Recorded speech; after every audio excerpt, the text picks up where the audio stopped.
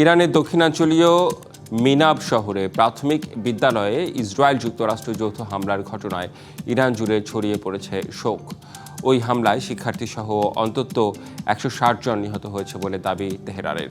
নিহতদের স্মরণে রাজধানী তেহরানের বিশ্ববিদ্যালয়ে তৈরি করা হয়েছে একটি প্রতীকী স্মৃতিস্তম্ভ, যেখানে স্কুল ব্যাগ, বই, পেন্সিল এবং পেন্সিল বক্স সাজিয়ে নিহত শিশুদের স্মরণ করছেন বাসিন্দারা।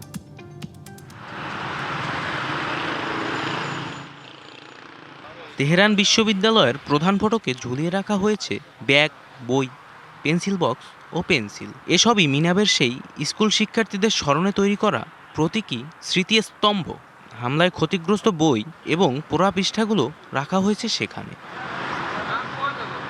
দক্ষিণ ইরানের মিনাব শহরের সাজারে তাইয়েবে নামের এই স্কুলে গেল শনিবার বিমান হামলা চালানো হয়।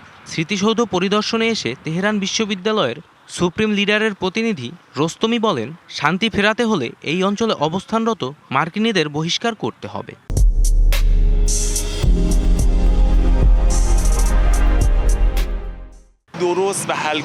হামলার উপযুক্ত জবাব হলো আমেরিকানদের এই অঞ্চল থেকে বের করে দেওয়া। এরা হাজার হাজার কিলোমিটার দূর থেকে এখানে এসেছে কেন?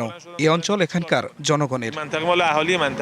এই হামলার মধ্য দিয়েই যুক্তরাষ্ট্র ও ইসরায়েলের সঙ্গে ইরানের চলমান সংঘাত আরও বিস্তৃত হয়। এদিকে ইরানের সর্বোচ্চ নেতা আলী খামেনি নিহত হওয়ার পর দেশটির রাজনৈতিক উত্তেজনা চরম পর্যায়ে পৌঁছায়। খামেনির মৃত্যুতে ভেঙে না পড়ে মনোবল দৃঢ় করে এগিয়ে চলছে ইরানিরা। ওয়াশিংটন তেল আবিবের যৌথ বিমান হামলার পর পাল্টা হামলা অব্যাহত রেখেছে তেহরান। ইরানের শাসন ব্যবস্থা কোনো এক ব্যক্তির উপর নির্ভর করে না। যদি একজন নেতা না থাকেন, তাহলে হাজার হাজার মানুষ নেতৃত্ব দেওয়ার জন্য প্রস্তুত।